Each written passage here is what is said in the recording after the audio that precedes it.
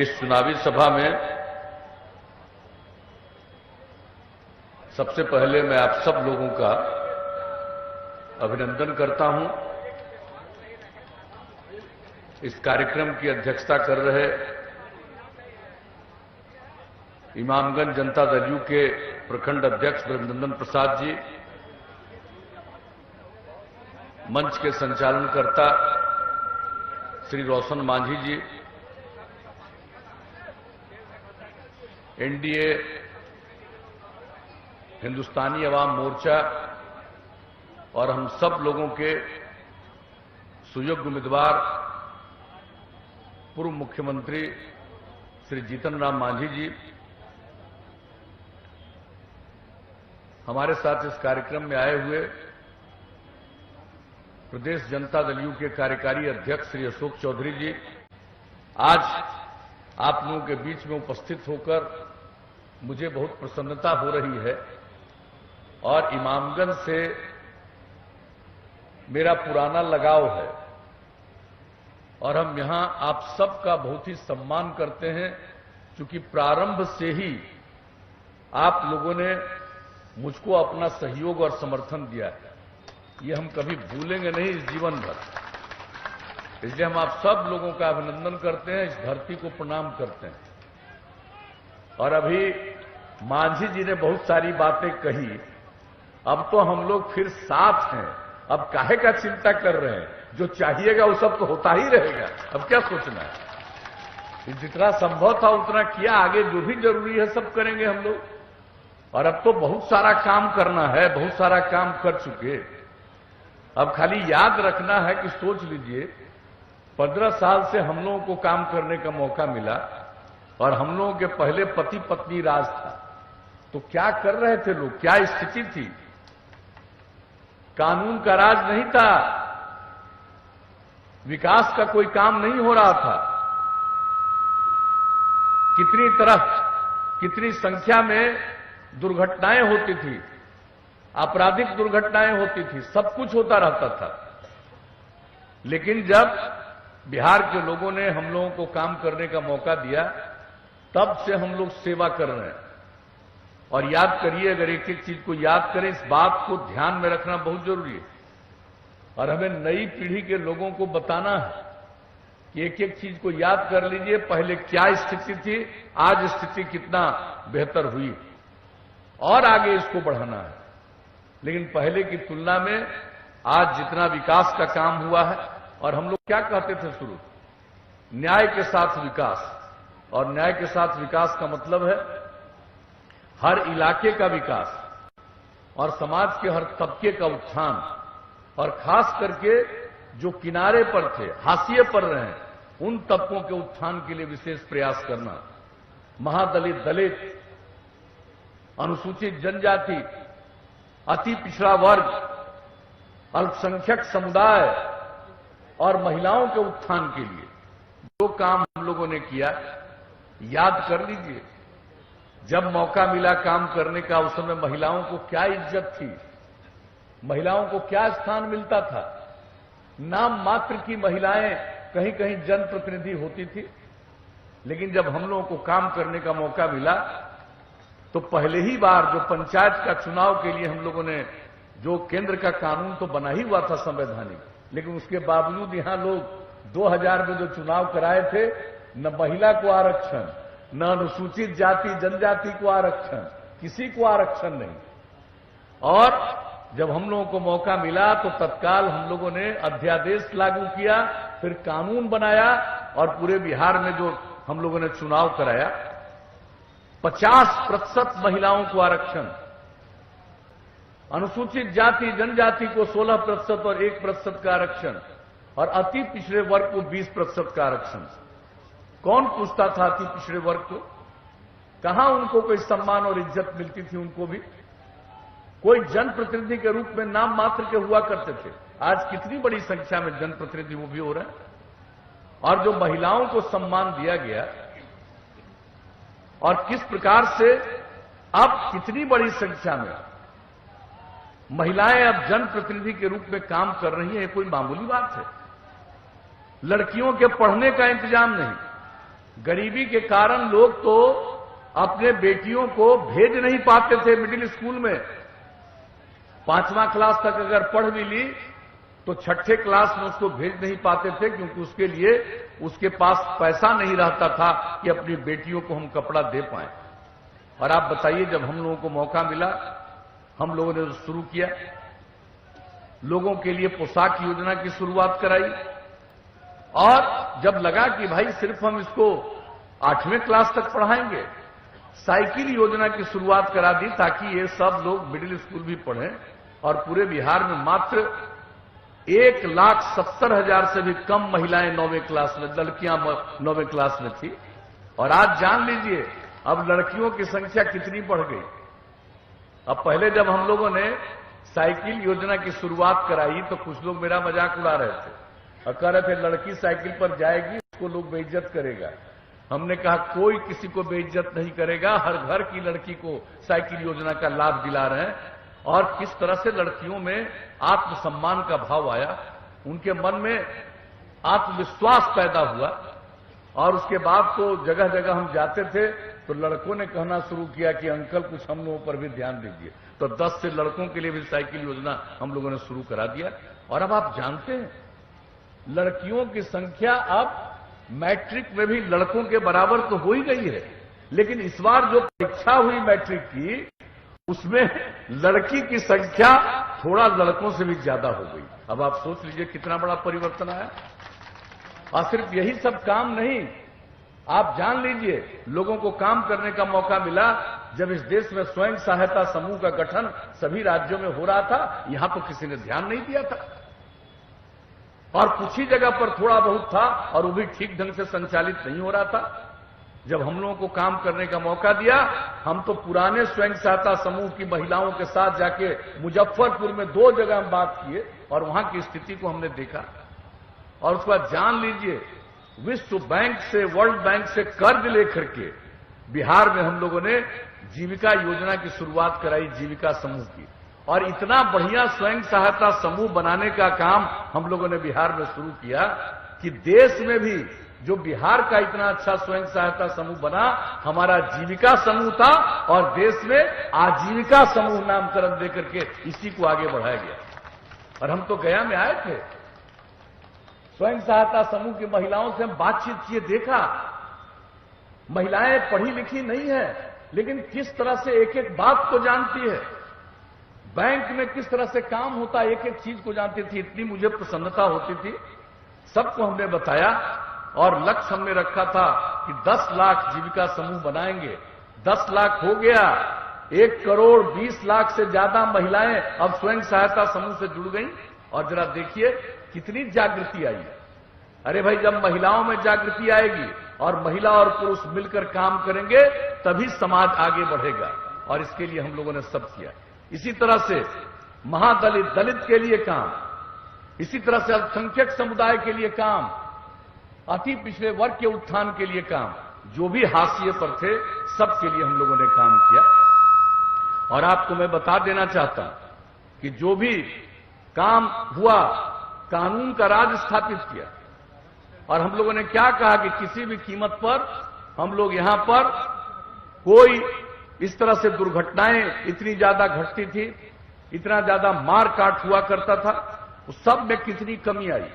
और आप अगर आज देख लीजिए, अब इस बार तो इतना कम समय है कि कोरोना के चलते जो स्थिति उत्पन्न हुई है पिछले 8 महीने से, और जो यहां पर चुनाव हो रहा है, अब इतना कम समय है कि पहले तो हर चुनाव में हम लोग सब जगह चले जाते थे, कभी कभी एक जगह, एक विधानसभा क्षेत्र में 1 से अधिक बार भी जाते थे। इस बार कुछ संभव ही नहीं, बहुत कम समय, इसलिए हम कितना विस्तार से आपको बताएं। लेकिन एक बात हम बता देना चाहते हैं कि अपराध के मामले में जो केंद्र सरकार के द्वारा अपराध अभिलेख ब्यूरो के द्वारा प्रकाशित होता हर वर्ष, 2018 तक प्रकाशित हुआ, 2018 में जो प्रकाशित हुआ, बिहार में कितना ज्यादा अपराध होता था। अब आप जान लीजिए बिहार में अपराध की इतनी संख्या में कमी आई कि 2018 का जो केंद्र सरकार से पूरे देश का क्या सब इसका आंकड़ा प्रकाशित होता है, उसमें क्या हुआ, बिहार इतनी बड़ी आबादी का राज्य, इतना बड़ा राज्य, 23वें नंबर पर हम लोग चले गए अपराध की स्थिति में। और विकास का भी काम हुआ। विकास के मामले में जान लीजिए आप लोग कि कितना ज्यादा विकास हुआ। ये जो स्थिर मूल्य पर राज्य सकल घरेलू उत्पाद जो 2005-6 का आंकड़ा है, पूरे बिहार में कितनी संपत्ति थी, क्या यहां का विकास का आंकड़ा था, ये था 76,466 करोड़ रुपए। आप समझ लीजिए इतना ही था 2005-6 तक। और अब बढ़कर के कितना हुआ है, 4,14,977 करोड़ रुपया। आमदनी पूरे देश के बारे में प्रकाशित होता है।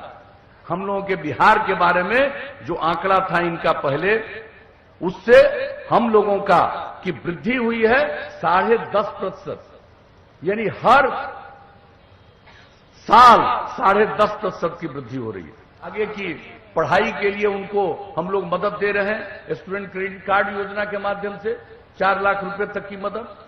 कोई अगर आगे पढ़ना नहीं चाहता है, आगे कुछ काम करने के लिए दूसरी जगह उसको घर के बाहर जाना है, तो उसके लिए भी हम लोगों ने स्वयं सहायता भत्ता योजना के अंतर्गत 2 साल तक 1-1 हजार रुपए का महीना का मदद किया।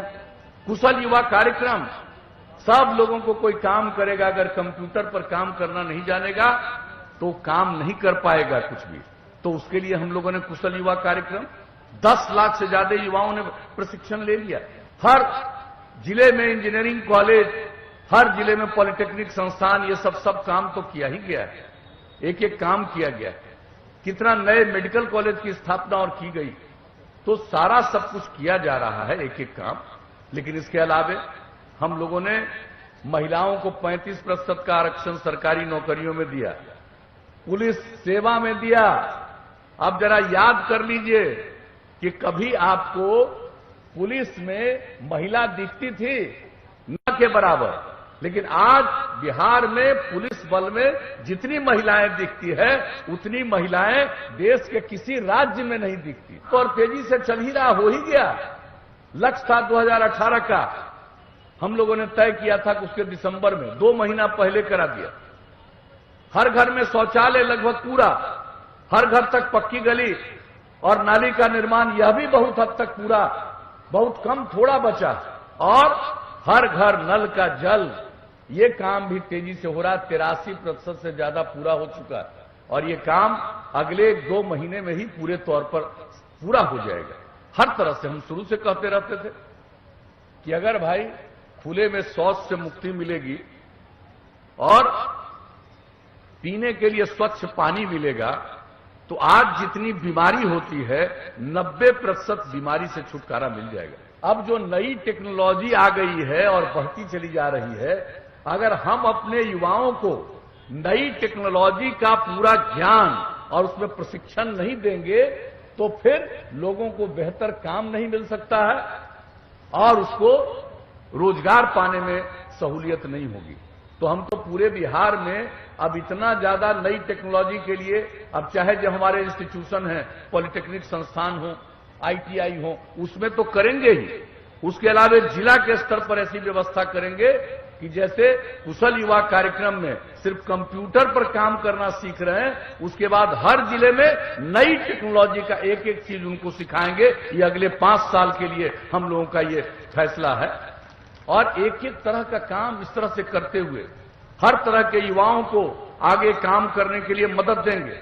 हम अभी अनुसूचित जाति, अनुसूचित जनजाति और अति पिछड़े वर्ग के लिए कोई अगर काम करना चाहता है, व्यापार करना चाहता है, कोई उद्योग लगाना चाहता है, उसकी उद्यमिता के लिए 10 लाख रुपए तक की सहायता, 5 लाख रुपया हम उनको देते हैं अनुदान और 5 लाख रुपया में टैक्स नहीं लगाते हुए उनको ऋण देते हैं।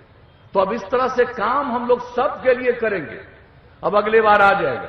महिलाओं के लिए जितना काम किया, महिलाओं को भी इसी तरह का, सिर्फ अनुसूचित जाति जनजाति अति पिछड़े महिलाओं के लिए नहीं, सभी महिलाओं के लिए अब ये इस तरह की सुविधा अगली बार मिलेगी। तो सबको इन सब चीजों की सुविधा हम लोग देंगे। और एक बात जान लीजिए, अभी हम देते हैं ना, कोई लड़की अगर इंटर पास कर जाए, 12वीं पास कर जाए, तो उसको 10,000 रुपया देते हैं। और अगर ग्रेजुएट हो जाती है तो उसको 25,000 रुपया देते हैं। अब अगली बार आप लोग मौका दीजिएगा तो जो भी लड़की पास करेगी इंटर यानी 12वीं कक्षा पास करेगी उसको देंगे 25,000 रुपया, और जो भी लड़की ग्रेजुएट हो जाएगी उसको देंगे 50,000 रुपया।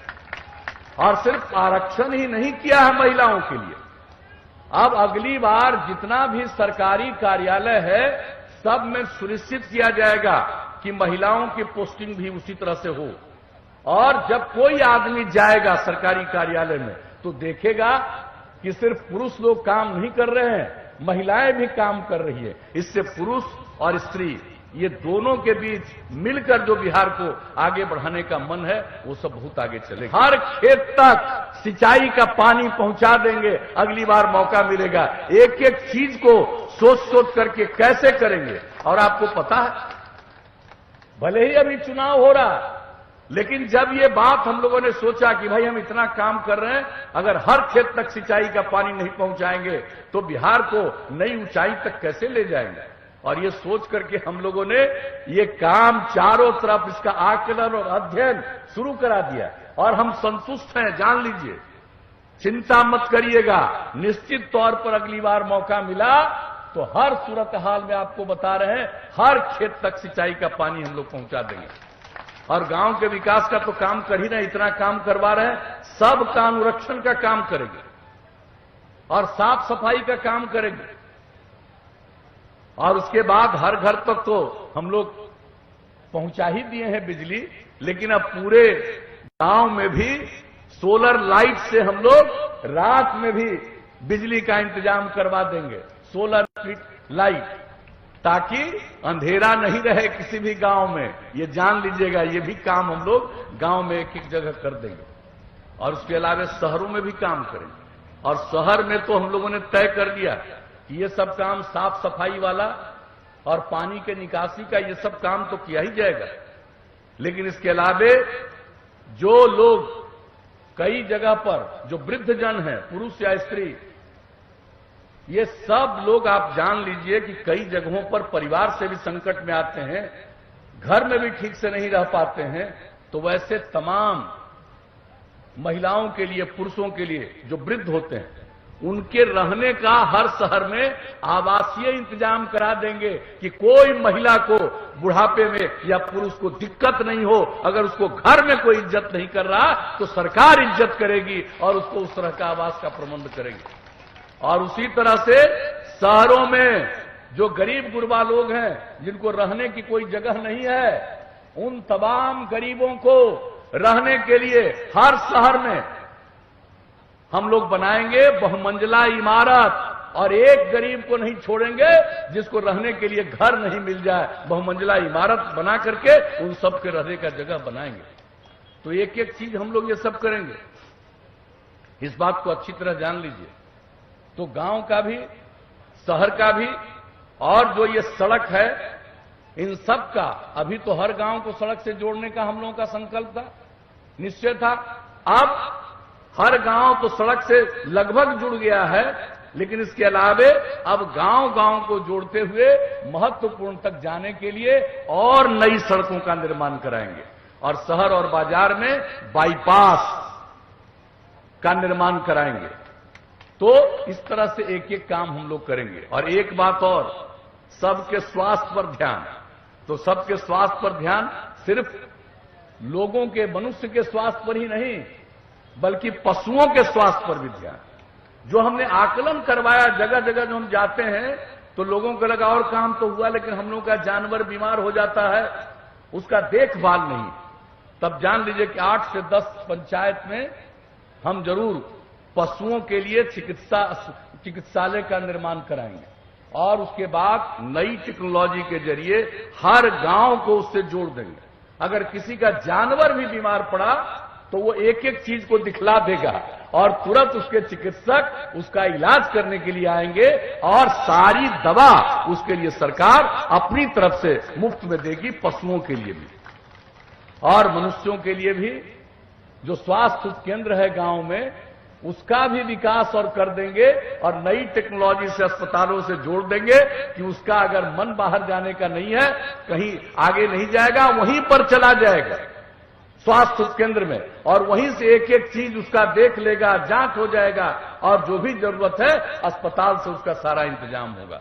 तो अब ये सब चीज अगर आगे मौका दीजिएगा तो हम लोग सोच रहे हैं, और हमारे जितने साथी हैं एनडीए गठबंधन के, सब लोगों के दिमाग में जो बात है उन सब लोगों को मिला करके, और जो मेरे मन में जो बातें आई है सबको जोड़ करके एक साथ फिर हम लोग अगले 5 साल के लिए काम करेंगे।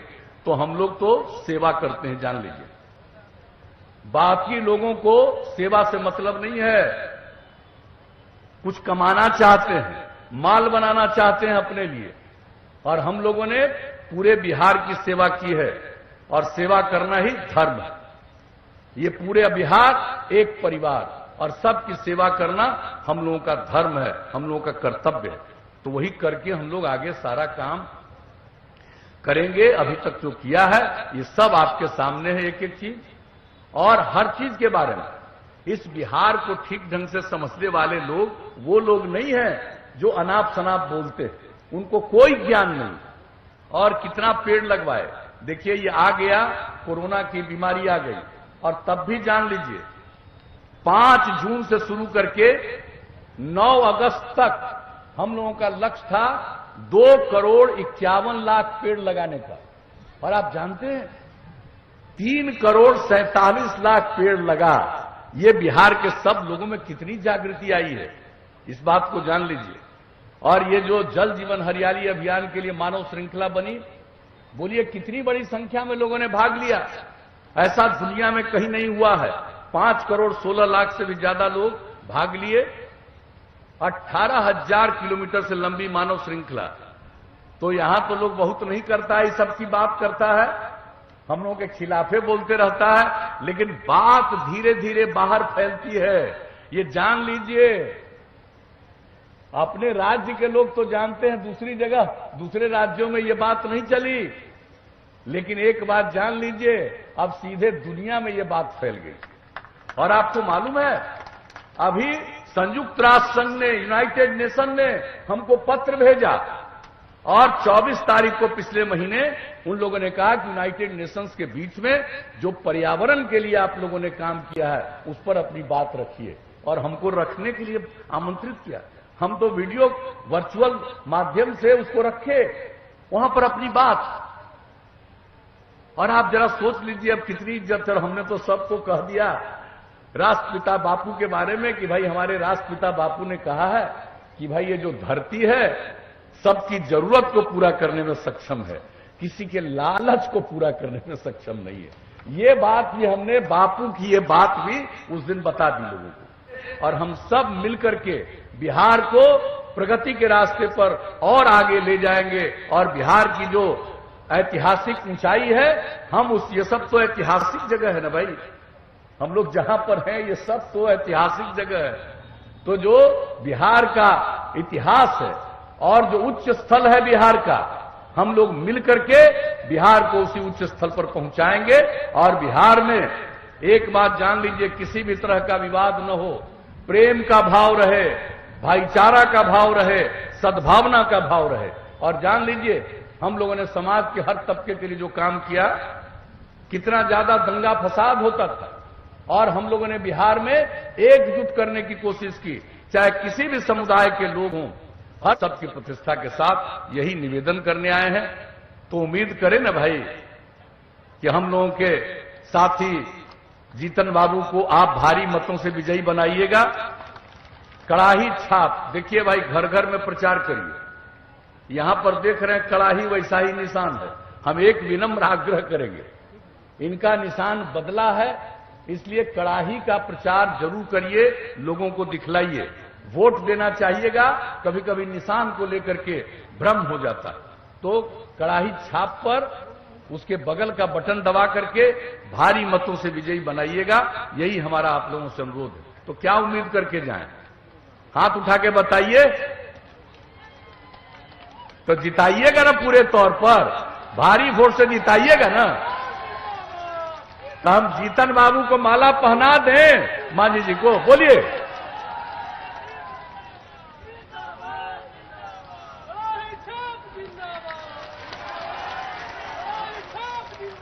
तो अब आप लोगों के की इजाजत से, सहमति से हम लोगों ने माल्यार्पण कर दिया है, माला पहना दिया है। अब आप देखिएगा और भारी वोट से विजयी बनाइएगा। जो इनके खिलाफ लड़ रहा, कोई मतलब है जी? हम ही ना आते थे तो आप लोग जितवाते थे। ये जिनके साथ हैं वही जितवाए हैं। कभी आज तक कभी जितवाए जी? कैसे हारा था 95 में जी? याद मत भुलाइएगा। इसके बाद भी इधर से उधर को भाग गया तो सब दिन के लिए भगवा दीजिएगा। यही हम आप सब लोगों से अपील करेंगे। इन्हीं शब्दों के साथ आप सबको हृदय से धन्यवाद देते हुए मैं अपनी बात समाप्त करता हूं।